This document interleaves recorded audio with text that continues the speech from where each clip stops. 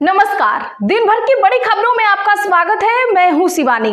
आज की खबरों में बात होगी वोटिंग से ठीक पहले राहुल तेजस्वी का बड़ा ऐलान, एनडीए के उड़े होश की। वहीं राज्यों के सीईओ से ईसी के शीर्ष अधिकारियों की मुलाकात होगा कुछ बड़ा की, और अमित शाह ने क्या धमकी दी कि एनडीए की बोलती हुई बंद की। वहीं बाल बाल बची राष्ट्रपति मुर्मू, धस गया हेलीपैड की, और खबर के अंत में बात होगी गौतम गंभीर पर गंभीर आरोप खान नाम की वजह से हटाया की। इसी के साथ आज दिन भर की सभी बड़ी और प्रमुख खबरों को जानेंगे विस्तार से। उससे पहले एक नजर सुर्खियों पर। नॉमिनेशन रद्द होने पर फूट फूट कर रोई श्वेता सुमन। मोहानिया से राजद प्रत्याशी थी। जनसुराज के पहले कैंडिडेट समेत कई बड़े चेहरों का नामांकन हुआ रद्द। तेजस्वी का बड़ा ऐलान, संविदा कर्मचारियों को करेंगे अस्थायी। 2 लाख जीविका दीदी परमानेंट होंगी। सरकार बनते ही सैलरी 10,000 से 30,000 कर देंगे। बिहार चुनाव पहले ही खत्म हो चुका है। जानिए संजय सिंह ने क्यों कही ऐसी बात। महागठबंधन में सीटों पर तनातनी बढ़ी। लालू और तेजस्वी से मिले अशोक गहलोत, कहा कल ज्वाइंट प्रेस कॉन्फ्रेंस होगी, सब साफ हो जाएगा। देशव्यापी विशेष गहन पुनरीक्षण को लेकर हुआ मंथन। जाने पहले किन राज्यों में किया जाएगा एसआईआर। राजद प्रत्याशी लल्लू मुखिया के काफिले पर हुआ पथराव। बाढ़ के बेढना गांव में प्रचार करने पहुंचे थे, कहा लल्लन सिंह के इशारे पर किया गया हमला। पी चिदंबरम बोले लोकपाल को बीएमडब्ल्यू कारों की क्या है जरूरत। सुप्रीम कोर्ट के जज भी साधारण गाड़ियों से जाते। लोकपाल ने 5 करोड़ का निकाला था टेंडर। सरफराज खान के चयन नहीं होने पर छिड़ी राजनीति। समा मोहम्मद ने गौतम गंभीर पर लगाया आरोप। टिकट कटने से नाराज कांग्रेसी देंगे धरना। बिहार में राजद कैंडिडेट का नामांकन हुआ रद्द। तेजस्वी पहले नौकरी के बदले जमीन लेते थे, अब घर और संपत्ति लेंगे। बीजेपी नेता सुधांशु त्रिवेदी का तंज, बोले बिहार के लोगों का मजाक मत उड़ाइए। 1 हफ्ते में भरे जाए बेंगलुरु के सभी गड्ढे। बदहाल सड़कों की आलोचना के बाद सीएम सिद्धारमैया का बड़ा ऐलान। लोकपाल अब शौकपाल, बताएं अब तक क्या एक्शन लिए। बीएमडब्ल्यू खरीद पर खूब भड़की कांग्रेस। छठ पूजा पर जितने केस दर्ज हुए हैं सब वापस होंगे। दिल्ली की रेखा सरकार का बड़ा ऐलान। केरल में राष्ट्रपति मुर्मू का हेलीकॉप्टर गड्ढे में धंसा। पुलिस फायर स्टाफ ने धक्का मारकर निकाला। प्रेसिडेंट सबरीमाला मंदिर में दर्शन करने जा रही थीं।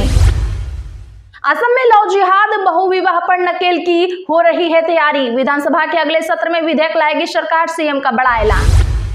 योगी सरकार बोले हलाल सर्टिफिकेशन यूपी में बैन। मौलाना का पलटवार। शहाबुद्दीन रजवी ने कहा इसे आतंकवाद से जोड़ना ठीक नहीं। पहले बिहार फिर महाराष्ट्र, अब उत्तरी राज्य में विपक्षी गठबंधन में कांग्रेस संग कलह। एनसी में भी हुआ बवाल। बेल्जियम कोर्ट बोला मेहुल चोकसी के अपहरण का सबूत नहीं। प्रत्यर्पण से बचने के लिए भारत का एंटीगुआ में किडनैप कराने का आरोप लगाया गया था। क्या तालिबान को मान्यता देगा भारत। काबुल में भारत का दूतावास फिर से खुला। अफगानिस्तान बोला पाक से विवाद में भारत की भूमिका नहीं। ट्रंप ने दिया दर्द तो ऑस्ट्रेलिया ने दे दी दवाई। 8 साल में पहली बार आयात को मिली मंजूरी। भारत को बड़ी राहत। भारत S-400 के लिए 10,000 करोड़ की करेगा डील। रूस से खरीदेगा और मिसाइलें। ऑपरेशन सिंदूर के वक्त पाकिस्तानी लड़ाकू विमानों को गिराया था। चलिए जानते हैं अब बड़ी और प्रमुख खबरों को विस्तार से। उससे पहले अभी तक वीडियो को लाइक नहीं किया हो तो लाइक करें और खबर पर अंत तक बने रहें। नॉमिनेशन रद्द होने पर फूट फूट कर रोई श्वेता सुमन। जनसुराज के पहले कैंडिडेट समेत कई बड़े चेहरों का नामांकन हुआ रद्द। बता दें कि आज कैमूर की मोहानिया विधानसभा सीट पर राजद को तगड़ा झटका लगा है। वोटिंग से पहले ही तेजस्वी का एक विकेट गिर गया है। दरअसल राजद प्रत्याशी श्वेता सुमन का निर्वाचन आयोग ने नामांकन रद्द कर दिया है। आयोग ने बीजेपी की शिकायत पर कार्रवाई की है। बता दें कि बीजेपी ने आरोप लगाया था कि श्वेता सुमन ने 2020 में उत्तर प्रदेश के चंदौली जिले का पता दर्ज कराया था, जबकि इस बार उन्होंने अपना पता बिहार का दिखाया है। निर्वाचन अधिकारियों ने श्वेता सुमन की ओर से मुहैया कराए गए दस्तावेजों और पिछले नामांकन रिकॉर्ड की जांच करने के बाद नामांकन रद्द करने का फैसला लिया है। श्वेता सुमन ने कहा कि स्क्रूटनी के दौरान सुनवाई का समय दिया गया था, लेकिन मेरा पक्ष सुनने से पहले ही नामांकन रद्द कर दिया गया। जिस अंचला अधिकारी ने मेरा निवास प्रमाण पत्र बनाया था उसी ने मेरा नामांकन खारिज किया है। श्वेता सुमन ने आगे बताया कि बीजेपी हमसे डरती है। पिछले 20 सालों से मोहनिया में मैं रह रही हूं, इसके बावजूद निवास प्रमाण पत्र को लेकर नामांकन रद्द कर दिया गया। मैं इसके खिलाफ अदालत तक जाऊंगी। राहुल गांधी और तेजस्वी यादव साथ करेंगे रैली, कल ज्वाइंट प्रेस कॉन्फ्रेंस होगी, सब साफ हो जाएगा। एक बड़ी खबर सामने आई है कि बिहार चुनाव से पहले महागठबंधन में कांग्रेस और आरजेडी के बीच सीटों और साझा घोषणा पत्र को लेकर खींचतान बढ़ गई है। अब मामला सुलझाने के लिए कांग्रेस आलाकमान ने अशोक गहलोत को पटना भेजा है। गहलोत आज पटना पहुंचे। उन्होंने आरजेडी प्रमुख तेजस्वी यादव और लालू यादव से उनके आवास पर 1 घंटे तक मुलाकात की। गहलोत ने कहा, हमारी लालू जी और तेजस्वी यादव से अच्छी बातचीत हुई है, कल एक प्रेस कॉन्फ्रेंस होगी और सब कुछ स्पष्ट हो जाएगा। उन्होंने कहा कि हम एनडीए के खिलाफ मजबूती से चुनाव लड़ने जा रहे हैं। राहुल गांधी और तेजस्वी यादव मिलकर चुनाव अभियान की शुरुआत करेंगे। बिहार में कुल 243 सीटें हैं और कभी कभी 5 से 7 सीटों पर दोस्ताना मुकाबला हो सकता है। हम साथ मिलकर प्रचार करेंगे और चुनाव जीतेंगे। मीडिया रिपोर्ट्स के मुताबिक कांग्रेस और वरिष्ठ नेता के.सी. वेणुगोपाल ने भी तेजस्वी से बातचीत की है। वहीं इससे पहले तेजस्वी यादव ने सुबह में एक प्रेस कॉन्फ्रेंस की। गठबंधन पर कुछ भी कहने से साफ मना कर दिया। उन्होंने कहा, गठबंधन पर कल बात करेंगे। 12 सीटों पर महागठबंधन के दल एक दूसरे के खिलाफ चुनाव लड़ रहे हैं। इसके अलावा उन्होंने चुनावी ऐलान भी किए। सरफराज खान के चयन नहीं होने पर छिड़ी राजनीति, समा मोहम्मद ने गौतम गंभीर पर लगाया आरोप। टीम इंडिया के बल्लेबाज सरफराज खान को साउथ अफ्रीका के खिलाफ सीरीज के लिए चुनी गई टीम में शामिल नहीं किया गया है। अब इस फैसले पर कांग्रेस नेता समा मोहम्मद ने चयन प्रक्रिया में धार्मिक भेदभाव का आरोप लगाया है। बता दें तो 28 वर्षीय सरफराज ने पिछली बार न्यूजीलैंड के खिलाफ भारत के लिए खेला था, लेकिन हाल में चोट के कारण उन्हें ऑस्ट्रेलियाई के सीरीज से भी बाहर रहना पड़ा था। अब फिर से उन्हें टीम से बाहर रखने का राजनीतिक बहस तेज हो गई है। समा मोहम्मद ने सोशल मीडिया पर लिखा है, क्या सरफराज खान को उनके सरनेम की वजह से नहीं चुना गया? हम जानते हैं कि गौतम गंभीर इस मामले पर कहां खड़े हैं। कांग्रेस नेता के इस बयान के बाद अब मामला गर्मा गया है।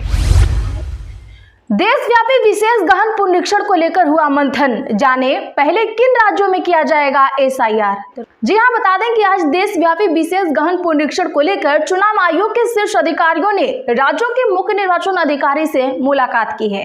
इस बैठक में आगामी चुनावों से पहले मतदाता सूचियों को दुरुस्त करने और देशव्यापी एसआईआर पर योजना को अंतिम रूप देने पर मंथन हुआ है। एसआईआर का मुख्य उद्देश्य पुराने और गलत रिकॉर्ड हटाकर मतदाता सूची को अद्यतन करना है।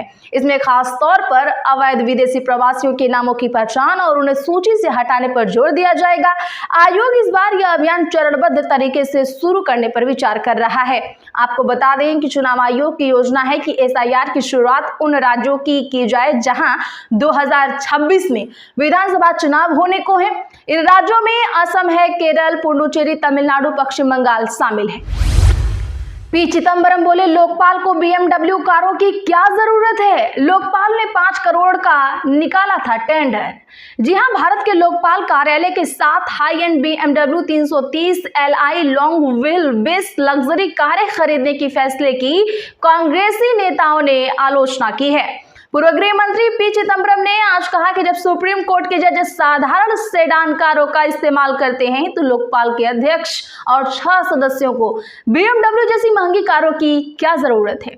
वहीं अभिषेक मनु सिंघवी ने एक्स पर लिखा, भ्रष्टाचार विरोधी इस संस्था को अब अपने सदस्यों के लिए बीएमडब्ल्यू कारें खरीदते देखना दुखद है। यह ईमानदारी के रखवाले कम, विलासिता के पीछे भागने वाले ज्यादा लगते हैं। बता दें कि लोकपाल कार्यालय ने 16 अक्टूबर को साफ बीएमडब्ल्यू खरीदने के लिए एक टेंडर जारी किया था। केरल में राष्ट्रपति मुर्मू का हेलीकॉप्टर गड्ढे में धंसा। प्रेसिडेंट सबरीमाला मंदिर में दर्शन करने जा रही थी। बता दें कि केरल पहुंचे राष्ट्रपति द्रौपदी मुर्मू का हेलीकॉप्टर उतरने के बाद गड्ढे में फंस गया। मौके पर मौजूद पुलिस और अग्निशमन कर्मियों ने भारतीय वायुसेना के MI-17 हेलीकॉप्टर को धक्का देकर गड्ढे से निकाला। प्रेसिडेंट सबरीमाला मंदिर में दर्शन करने जा रही थी। ये घटना केरल के पठानमथिट्टा स्थित राजीव गांधी स्टेडियम में हुई है। यहाँ हेलीपैड जल्दीबाजी में बनाया गया था, घटना पर मौजूद अधिकारियों ने ही बताया। कंक्रीट पूरी तरह से जम नहीं पाया था, इसीलिए जब हेलीकॉप्टर उतरा तो उसका भार नहीं सह पाया और एक तरफ झुकने लगा। जहां इसके पहिए जमीन को छू रहे थे वहां गड्ढे बन गए। योगी बोले हलाल सर्टिफिकेशन यूपी में बैन, मौलाना का पलटवार। शहाबुद्दीन रजवी ने कहा इसे आतंकवाद से जोड़ना ठीक नहीं। दरअसल बता दें कि उत्तर प्रदेश में सीएम योगी ने हलाल सर्टिफिकेशन बैन कर दिया है। उन्होंने कहा सामान खरीदते समय हलाल सर्टिफिकेट जरूर चेक करें। इसके नाम पर साजिश चल रही है। हलाल के नाम पर आतंकवाद के लिए पैसे जुटाए जाते हैं। इसका इस्तेमाल धर्मांतरण और लव जिहाद के लिए होता है। अब इस पर ऑल इंडिया मुस्लिम जमात के राष्ट्रीय अध्यक्ष मौलाना शहाबुद्दीन रजवी बरेली ने योगी की बातों पर सहमति जताई, हालांकि आतंकवाद से जोड़े जाने पर आपत्ति जताई है। उन्होंने कहा भारत का मुसलमान आतंकवाद के खिलाफ है और कट्टरपंथी विचारधाराओं को नहीं मानता। तो आज के लिए बस इतना ही। ऐसी ही खबरों के लिए चैनल सब्सक्राइब करें और बगल में घंटी के निशान को दबाना ना भूलें।